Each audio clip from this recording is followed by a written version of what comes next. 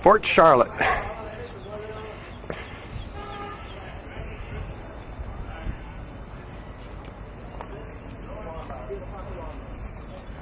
There's a ship. Go stand over by the wall. Oh. There's orange flowers.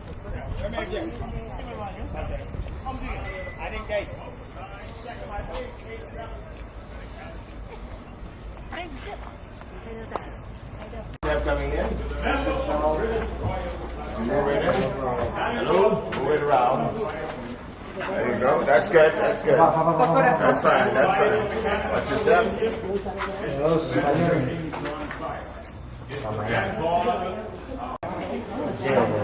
Jail? Yeah. You be bad, you put you in jail.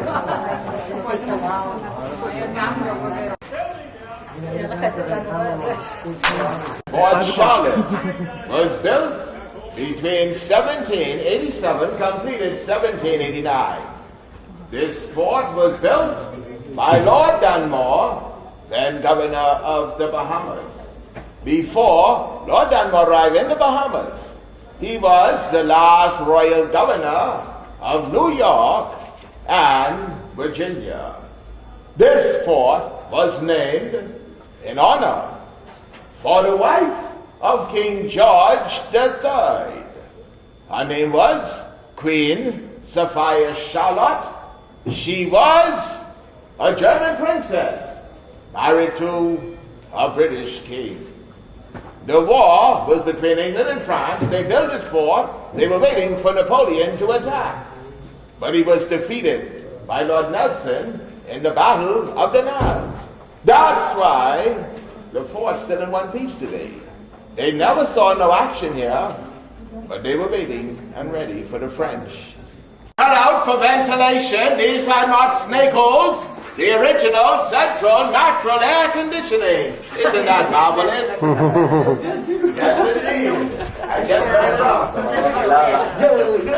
here we are, an 18th century graffiti. Oh my goodness. This reflects the dull lives of soldiers. Remember, this fort never saw action, and so through the years, soldiers on duty got terribly bored, even homesick. They carved inscriptions just to pass the time away. This was carved by A. Bartlett in 1850. Cannonballs were heated red hot. Now they heated the cannonballs red hot, so if the fort was attacked, and they fired the cannon, and the cannonball hits the enemy wooden ship, what do you think would happen if a red hot cannonball hits a wooden ship?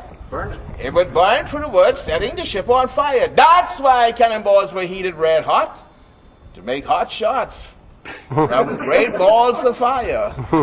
Isn't this exciting? And that's the way it was. That's the way it was. The cannons are replicas. They are not original. The original cannons were shipped back to England. The range of the cannons 218 years ago, 1 mile and 3/4. The cannonballs weighed 32 pounds. Now when you go up and take a look at the view, there's an island directly in front of the fort. That was not there 218 years ago because it's a man-made island. 1 mile and 3/4, cannons would hit anything past the breakwalls out there. Right up, take your pictures. Man-made island. Yo no man-made island. ¿Tiro foto o no tiro foto? ¿Ah?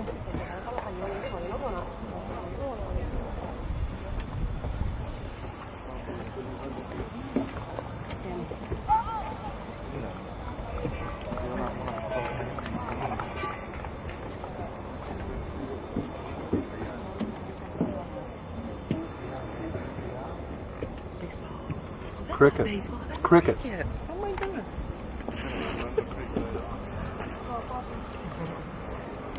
I have no idea how they play it. What was that? That's an accident? I know.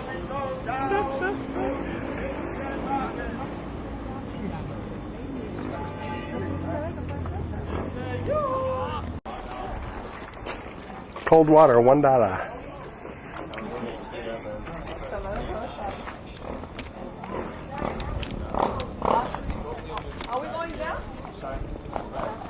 Okay, we're going down. This is where the soldiers used to sleep.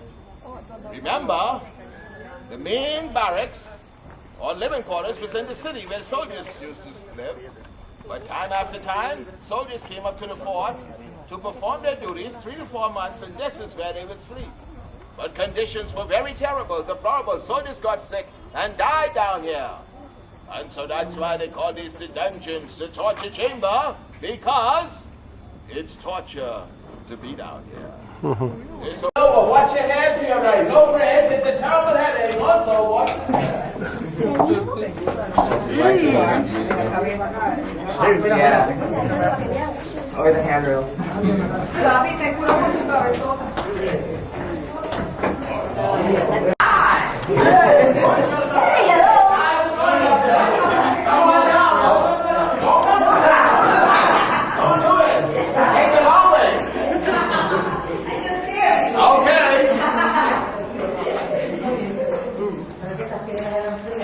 Are you still there?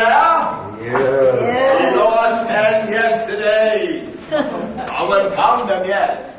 Now, there are 5 chambers down here. 1 chamber back there, the soldiers got drinking water from. Then there's the well that supplied the garrisons with water daily. They wanted to make sure that soldiers could keep an eye on their precious water supply, and so the well was dug inside the fort.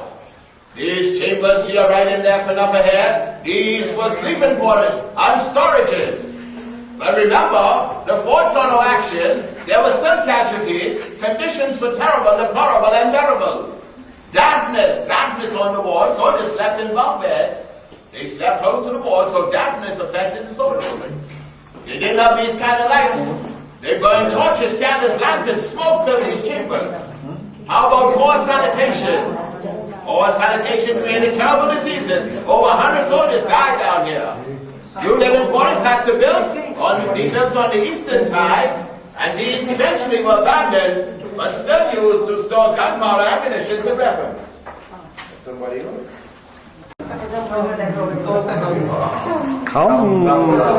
Come to my...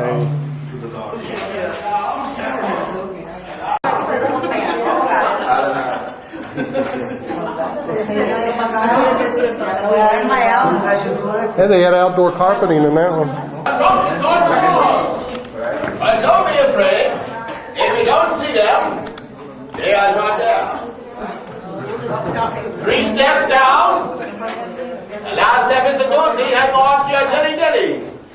Remember, these are just some of the items that were down here. Remember, these chambers were full of gunpowder, boxes of ammunition and weapons, also bunk beds. But after they moved the soldiers out, these chambers they would still use to store only gunpowder, ammunition, and weapons like this one here. Bah!